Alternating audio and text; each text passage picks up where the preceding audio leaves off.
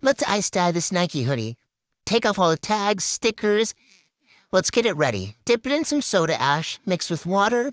What it's going to do is going to help the dye set better and be brighter.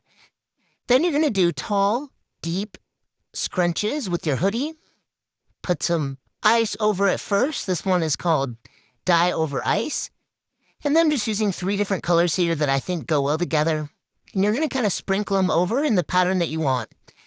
The cool thing is the more organic patterns that you get really come from just kind of a random way of putting the dye on. You can put them in lines, you can put it in different patterns. Mine, I'm just kind of random.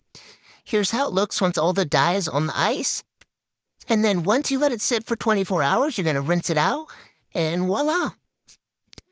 If you have questions or comments or want to learn more about how to do this, just leave me a note in the comments and I'll write you back. Thanks so much for being here. Hope you like this hoodie. Hope you like this tutorial. And we love me some tie-dye.